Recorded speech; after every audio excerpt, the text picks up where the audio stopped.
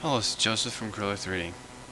In our last screencast, we went over creating sessions and then actually assigning variables within a session.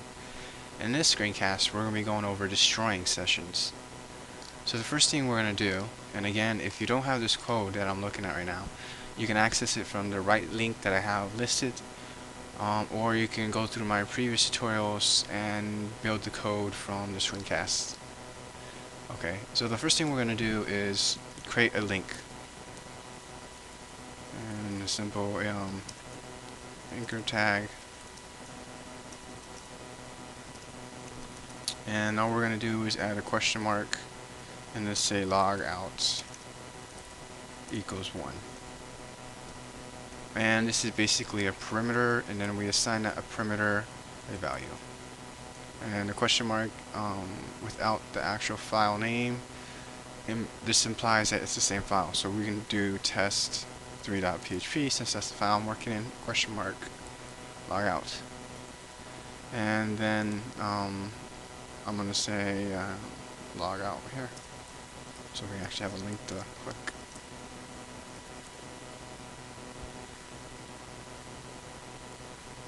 Alright, so now if we go back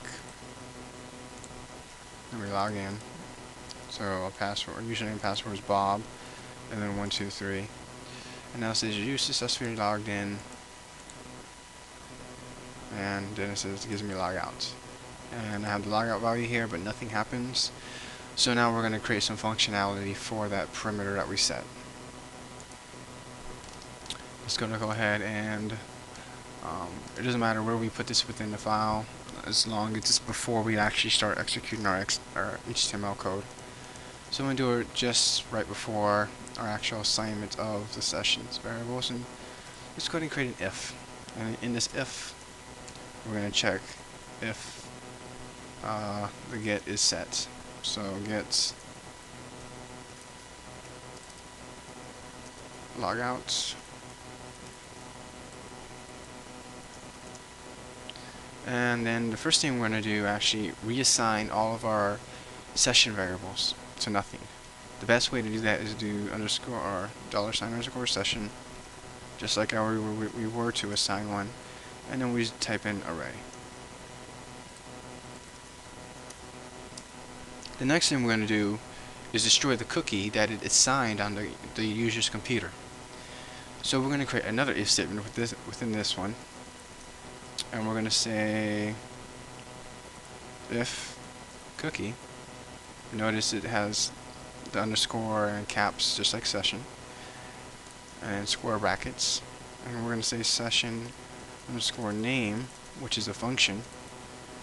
So if the user has a cookie on their computer, we're going to set that cookie, and again we do session underscore name, and it is a function. Then we do single quotes nothing, because we're given the value of it nothing, and then we're going to say the time for it. Now when we define a time, we just use time minus 42,000, and all it basically does is set it to a negative value, so then when you refresh your browser, it automatically deletes the cookie because it has expired. And then the path for it is just the regular forward slash. So now we deleted the cookie. The very last step is to actually delete the session file on the server, and to do that we just basically do session underscore destroy. So it's a bit more harder to actually log out than it is to actually log in for creating a session, but that's just the basics of it, and there's not much else code you have to do to destroy a session. This is just the most sure way to actually destroy it. So now if we go ahead and click the logout, it actually brings us back to here. But now the problem is, if we try to log in again, Bob 123, we get all this error stuff, blah blah blah, And the reason for this is, which is a newbie error, is that when somebody embeds a logout within the same page, which is probably a bad idea, they need to somehow get rid of this or bypass this if they're not logged in. Now, the most straightforward way to do this is to actually just redirect the browser.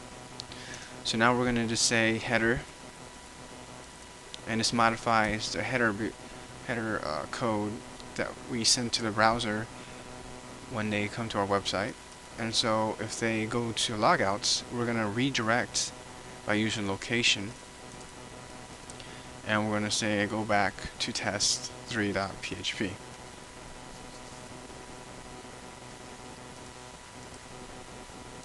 So now if we go ahead and get rid of this and log in as Bob, and again 1, 2, 3, we're going to log out, and as you can see now, it redirects us without it, and we can successfully log back in again if we want. That's the basics of creating a session logouts. And if you want the code for this, I'll go ahead and post this on the link on my right side again, and that's pretty much it.